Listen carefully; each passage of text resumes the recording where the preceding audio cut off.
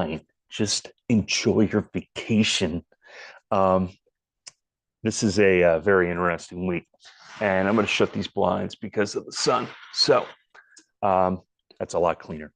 All right. So everything possible coming this week while I'm on vacation. So here we go. We'll dig deeper into the market today. We'll do our usual checklist.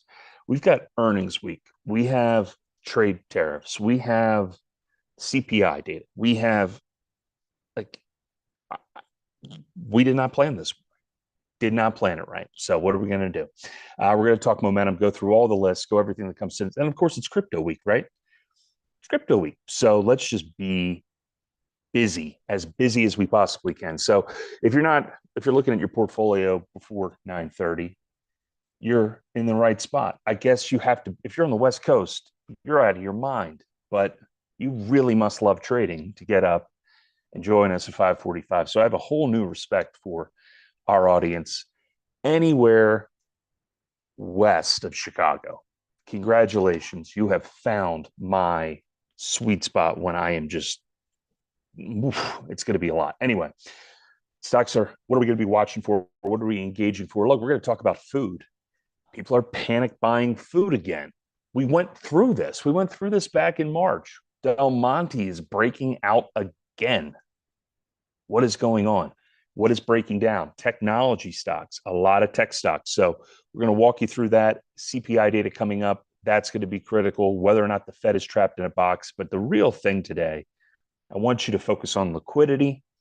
Bitcoin up at 122,000. There is a reason for that. And I assure you, it has less to do with speculation on legislation and more to do with how much money is sloshing around. All right. So we have been positive on momentum. With, if you have not joined us before, we measure capital flowing in and flowing out every day. And this is a little bit concerning, but we take the number of stocks and breakout pattern of 5% on the week, up on the month, and have a beta of 1 to 2. And we deduct the number of stocks down on the week, 5%, down on the month, beta 1 to 2. And it gives us a round number. If it is positive, that is money flowing into the S&P. If it is negative, that is money flowing out of the S&P. That is our first signal of something happening. We then confirm that against the S&P 500. We confirm it against the FNGD, which is a leveraged ETN. And then we start to assess where capital is starting to move. Now, as we've said, crypto is breaking out. Some money obviously coming out of the S&P, but as we look at the number of stocks that are in that breakdown territory, it's very important to note that a lot of them are at the lower end of the S&P 500.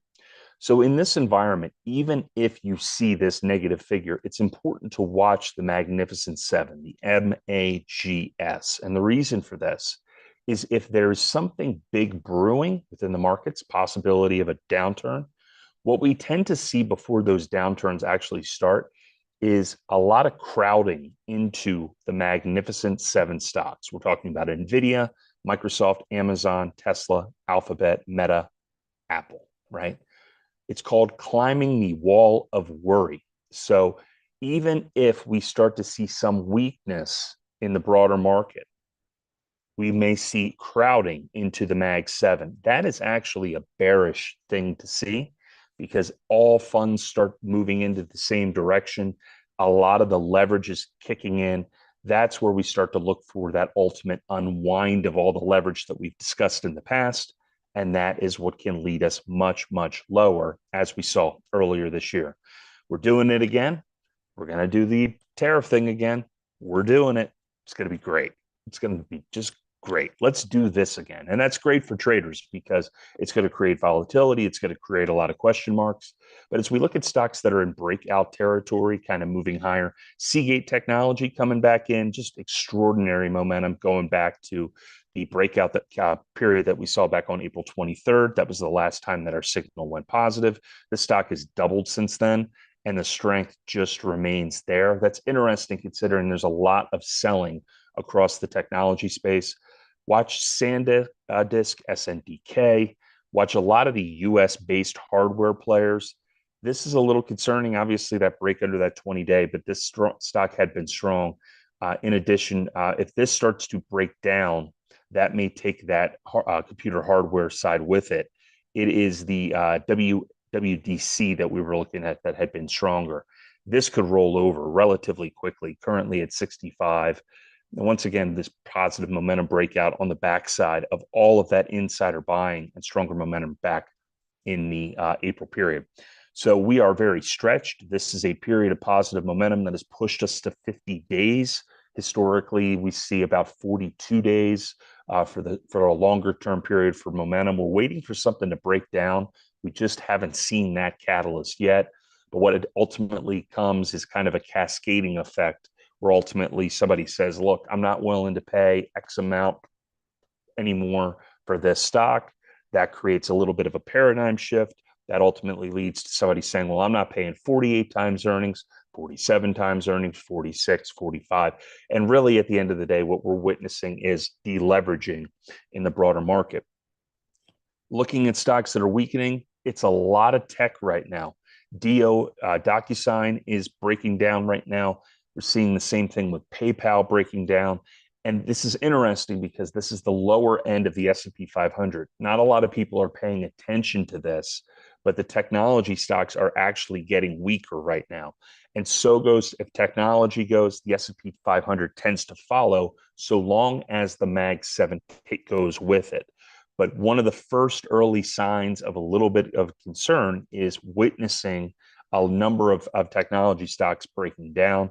We currently have negative 14 across the board right now on stocks that are breaking down, and a lot of them are tech. The bulk of them are tech. PayPal down, NET down, Nelnet, not Nelnet, forgive me, Cloudflare, forgive me. This is starting to break down. This is an interesting short. We have seen earlier this year when there were these bigger concerns about trade with liquidity questions abounding in the US markets. Cloudflare got crushed. Big move down 170 all the way down to 90 at the height of the crisis. But this is just broken under its 20-day moving average. And the current way that I prefer to trade something like this is to buy the in the money or in the money call at the 20-day moving average and selling the call down at the 50. It bakes in a little bit of protection just in case the market does rebound.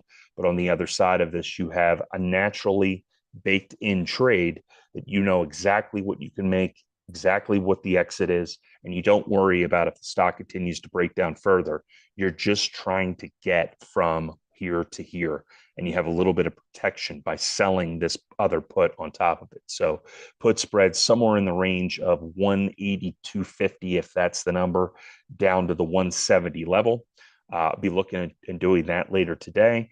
In addition, just paying very close attention to the other stuff that's breaking down, which we'll talk about momentarily. The watch list today, General Motors. I mean, this is one of those names that continues to pop up on the radar because it looks cheap, right? It's a cheap stock in terms of the intrinsic value. It had a nice move. It was on our F and Graham score stock. It had a pop of about $5 from the $48 level. Now the question is, what is this going to look like with tariffs? This can pop around pretty quickly. So keep an eye on the 1 hour charts, keep an eye on the 30-minute charts. Breakdown under these key technicals can lead us much lower. So GM back in play, and a lot of these other names that just keep popping up on the watch list: WIMI, Yalla, WB, and GII apparel companies. Staying in one of these hotels with a coin-operated bed? Yes, 100%. Magic fingers, man. Should listen to Jimmy Buffett. All right. So what's the story of the day? You already know the story of the day. You don't need me to obviously provide this level of intelligent insight at 5:55 in the morning, but trade shock on U.S. futures. Trump has announced more tariffs on the EU and Mexican imports. I encourage you to read the letters that have been written to the leadership of these other countries, as they are hilarious.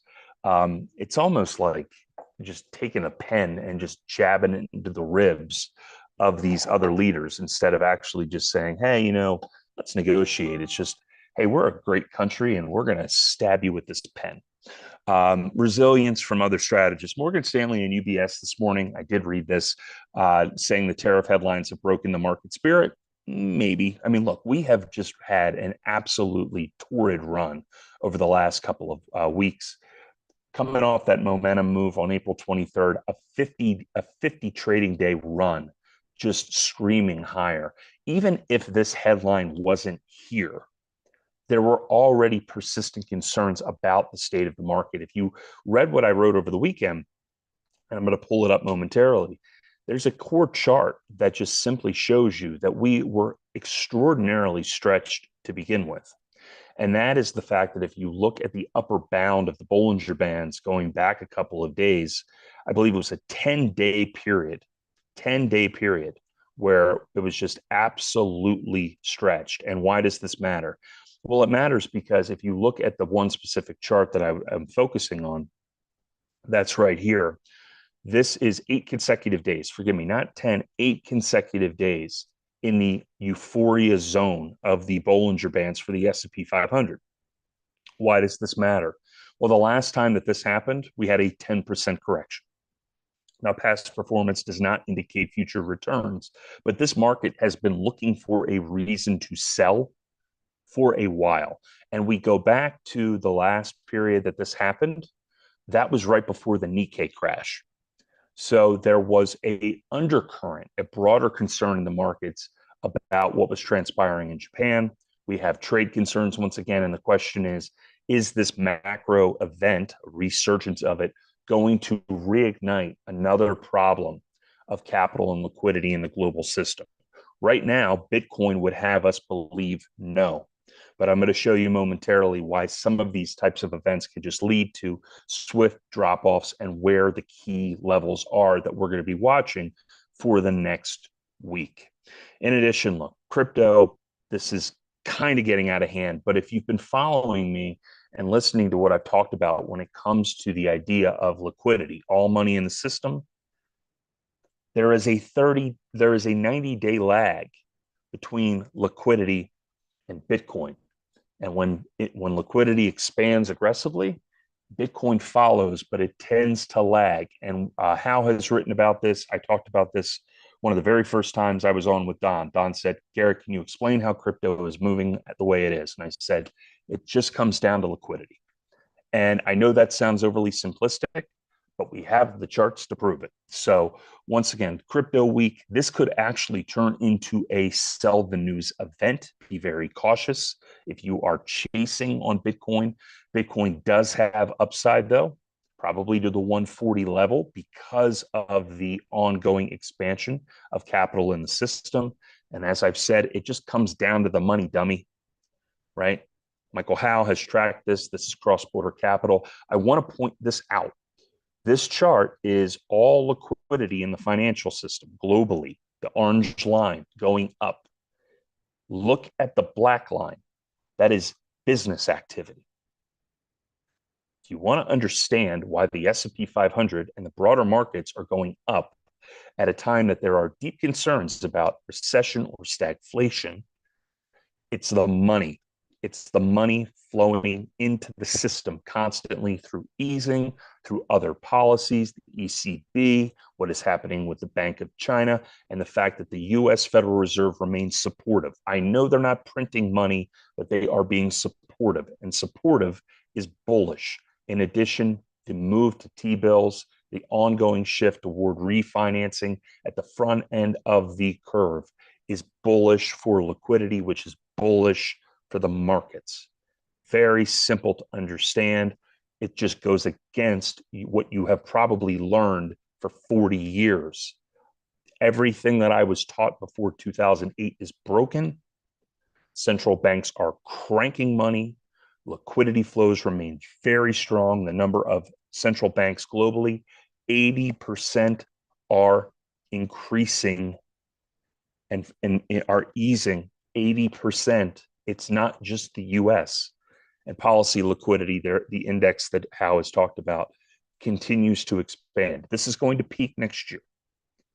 But as we have said, all signs point to a higher market, and these are the cycles that have been written about. This goes back to pig farmers in the 18th century, 17th century, noticing solar cycles. Well, liquidity follows something similar. Coming on the back of the US coming off the gold standard, we have had these oscillations over a period of time. We peaked back in 2021. We had a huge sell-off. We bottomed out during the gilt crisis. We are expanding again, and we are likely to peak in this cycle sometime around later this year, if not mid 2026 or into the election. That is why Bitcoin has the upside that it has, even if it doesn't seem logical on the surface. Okay. So, Emmett, Bleak, look at all these pretty colors. All right, good. Making sure I'm covering all the questions. We're in good shape. Keep the train running. As I've said, watch NVIDIA, $4 trillion market cap, right? NVIDIA has been leading momentum since April. It has gained on that huge flip that we saw. And NVIDIA remains the new player in the market. For years, the story was, so goes Apple, so goes the market. NVIDIA has been the core leader of the Mag 7 now, the big focus on the AI trade. 107 to 165, key lines to watch. It's going to be that 20-day moving average. It's going to be that 50. So you've got $10 here and another $10 here. That is ample support for this name. If you are trading it, keep a very close eye on the 30-minute, because what can happen here and what we're always looking for is a move on the 30-minute, an overreaction where we get into oversold on both the RSI and the MFI on the 30-minute chart. If we see that, we're looking for a short-term pop. Very simple reversion-based trade. May is the most recent example of this. But if you go back and you look at this chart, you're going to see time and time again that you do not see stocks like NVIDIA go straight down. What happens is you see selling, you see a little bit of a squeeze, and it takes a stair-step pattern down. Very important, especially on the 1 hour chart. So if we go back to March and we look at that post-liquidity expansion, this was the core channel that we were paying very close attention to, lower highs and lower lows. If we get into that, you're going to see it on the 1 hour chart. We got down to this period in March where there was no buying pressure. The stock squeezed, and then heading into the 26th, we broke down a second time. That's the pattern that we're looking for if we get this type of event that would actually impact and negatively drive markets lower. NVIDIA will be the key name to watch in the coming weeks. Talked about this a little bit. On the surface, the markets look very healthy. 62% of S&P stocks currently trading above their 200-day moving average. That's the highest since July or January. What happened in January? Massive liquidity wave. We wound that down. We sold off into the end of the month. We have massive levels of margin debt happening.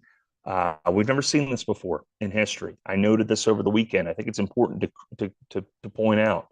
Once again, lots of leverage is driving this market higher in addition to easing. And people continue to just bet that no matter what happens, the Federal Reserve and central banks and everyone else are just going to bail the system out. Investor credit is just absolutely insane. And as you will see, what goes up will come down. These unwinds can be very violent, which is why it's very important to pay attention to the momentum that we have discussed. The dollar is under a lot of duress, as we have seen. This is going to be a period where we tend to potentially see sharper reversals. But if we don't get it, this could be a much bigger move down for the dollar in the coming months. And we're seeing a lot of focus on those metals. PALL has been the one that I've been watching the most and trading actively. I have a long-term position in palladium. I entered that back at 99. I'm still very, very bullish on PALL, just looking at the long-term chart and looking for this cycle to return. All right, so it is 6:06. Be very smart about this week. This is a period of time where markets are extremely stretched, where the breadth is really starting to become a question, right? 75% of stocks above their SMA 50, 61% above their 200. We are at very significant levels, all-time highs. And what we have to do now is pay very close attention to the underlying momentum. And the easiest way for you to do this, I give this away because apparently proprietary doesn't matter.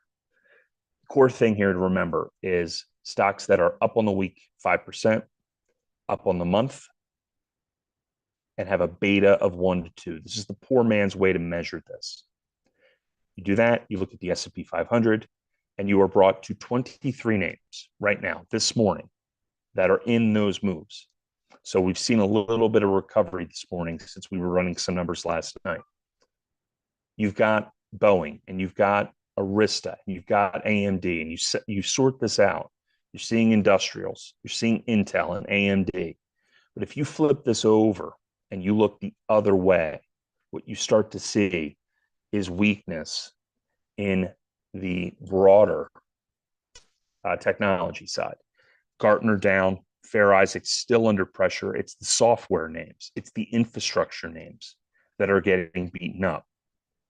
So pay very close attention to that. Pay attention to PayPal. CarMax remaining under pressure as well. And start to just look at some of these very expensive names. Workday. These are signaling concerns around layoffs, concerns around the state of the economy. CrowdStrike had a massive momentum run starting in late April, and now breaking 2050. There is a lot of room down for a name like this, trading at the valuations that it has.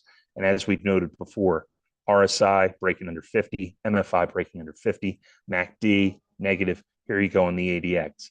This remains a very ugly stock in this environment. CrowdStrike, some of these other software names, these are the ones that tend to go first.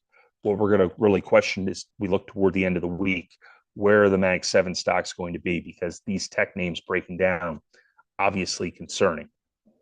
As I've noted, you get into these environments where all of a sudden you have significant amounts of pressure on the S&P 500.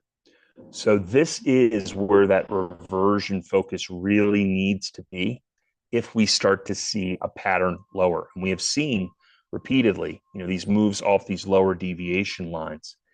These are the types of days where overreactions start to come. We'll have CPI tomorrow. We'll have the earnings reports tomorrow. But look for this week, the S&P 500 to break down toward that third or fourth deviation, and then some short covering. That is a signal of potential increasing volatility in the coming days. That's going to be very critical to watch. In addition, the banking stocks. Where are the banking stocks ahead of this earnings season? Really pay very close attention to the FAZ. The FAZ is the bearish ETF on banking stocks, hovering right there at its 20-day moving average. The FAS on the other side, the bullish ETF around banking stocks right here. We have pulled back to near equilibrium on momentum for the banks, and JP Morgan and Morgan Stanley and Goldman. They're all coming this week. They're all going to be issuing statements, and this market is going to be very, very, very mixed, probably based on what the expectations are for the U.S. economy, what the expectations are for the U.S. debt, and obviously the impact of inflation. So there is a lot on the table this week. Now, as far as trading goes, we are already seeing positioning this morning ahead of open. And if we look at our breakouts and our breakdowns, remember, we're paying very close attention to 4 key indicators. We are looking at the RSI, the relative strength index. And as I've said, if you just pull up any stock, these are set in the settings. Relative strength index, momentum oscillator. Money flow index, volume and price. MACD, trend, short-term trends. ADX, trend lines as well, but strength of trend, very important. We have the ADR that we're always paying very close attention to get a sense of what the average move is for a stock. But Del Monte, one of the very first conversations that I had with Professor Pearman during the crisis that transpired in April and March was the fact that he was looking at some of the other food names. FDP has consistently shown up on our F score and Gram score stocks because it is intrinsically cheap. It has good management. It is consumer defensive. It is food. And in these periods of uncertainty, there has been this panic buying around food. Well, FDP broke that first time, had a nice move, broke the second time, had a nice move, broke the third time, had a nice move around a lot of news around the tariff threats. Mexico, you know that we got a lot of food products coming in. Pay very close. I have to go back and look at who the US-based avocado company is, but we'll have to look that up in a moment. But looking at FDP, breakout move possible back, maybe back to 35, possible move back to 36. Every time this gets above its 20 and its 50-day moving average, it has been a solid little short-term trade. So back into Del Monte. Other names on the breakout side, TCOM, TCOM. Interesting name. That's trip.com group. Pushing above here. If we can get above that 200-day moving average, a move back into the mid-60s looks plausible. In addition to that, paying very close attention to PNW, a name that I have not seen in some time, but Pinnacle West Capital Corp, regulated utilities, but once again, breaking above these moving averages, you want to be able to see some level of strength kind of returning. ABM, ARDT, Del Monte, and then a lot of smaller cap stocks here. PAL was one of the other names that I wanted to mention, and that's just Proficient Auto Logistics. Yeah, it's a lot. Once again, short term, little trade, looking for a move possible here back to that 200.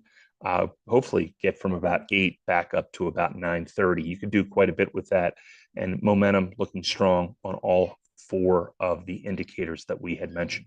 On the breakdown side, very important to pay attention to heading into later this week. ABT. This just keeps coming up, but Abbott Laboratories, we've had all that momentum and all that focus around healthcare in the last couple of days, last couple of weeks, watching the LABU breaking higher. Well, Abbott just broke back under its 50-day moving average, and not a lot of good has happened for that name on a multi-day period when it gets there. So this looks like a possible ride lower, staying in the money on a put heading into maybe Friday. In addition to Abbott, paying very close attention to AT&T. AT&T, one of those names that finally woke up after all of that time. Well, this is not something that has typically lasted very long, but if AT&T breaks under its 20 and its 50, this could be the start of something pretty bad for the stock. What I would prefer to do at this moment, though, when it comes to a name like AT&T, either looking for oversold on both the MFI and the RFI, or looking for it to break back above its 20 and its 50, because obviously we've seen a lot more strength to the upside than we have weakness. It has not hung out down here very long. Transfer this over to the 5, 10, 1 hour chart. Yeah, this is ugly. This is very ugly. And it's starting to break under its weekly adjusted EMA as well, which is a longer duration period. We'll break all that stuff down in our next Tesla session when we go live tomorrow at 2:30 Eastern, 11:30 on the West Coast. Very exciting. All right. In addition to that, that's not a word.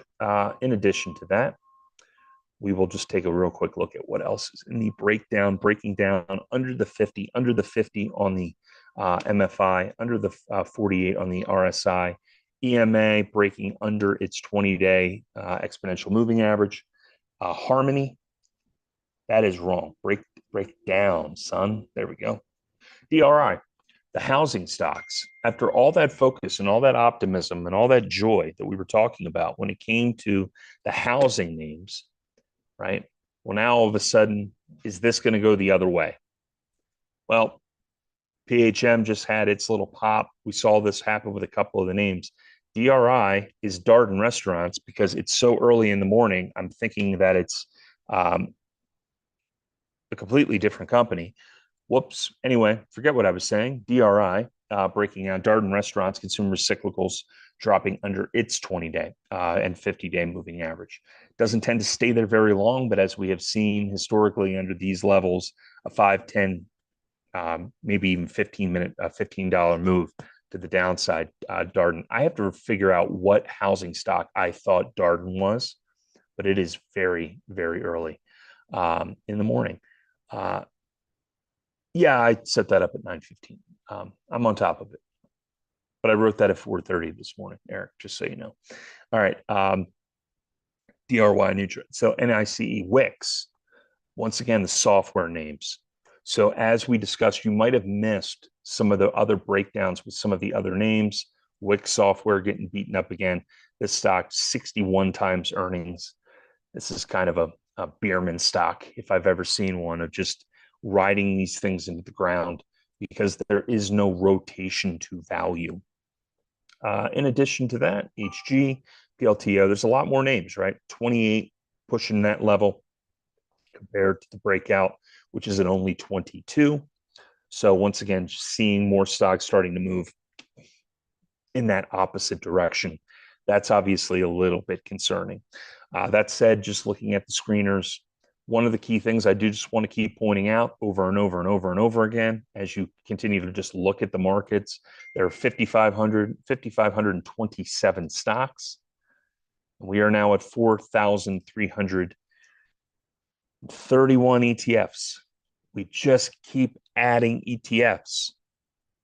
That's what our engineers are doing these days.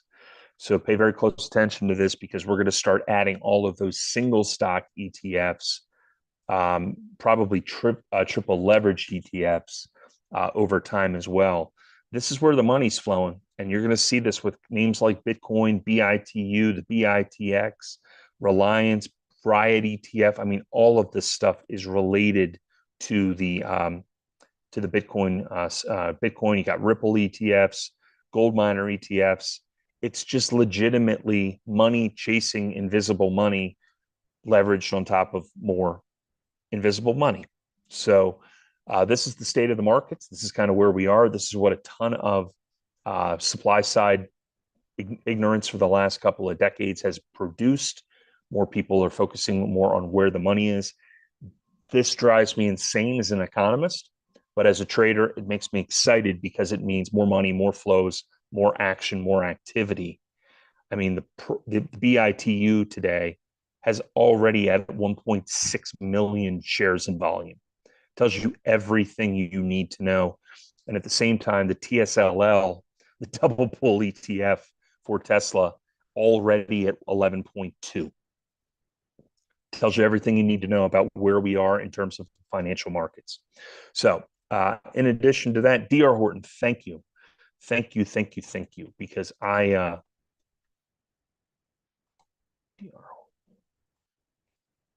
let's look at DR Horton. DHI, that's what it was. Man, I'm off this morning. I need to actually get some sleep. DHI, I'm not touching that right now. Overbought. A little bit of a drop. But today is a very good day for volume weighted average price. Very good day for it. Especially paying attention to things like the BTU, trading Tesla, and some of these other names.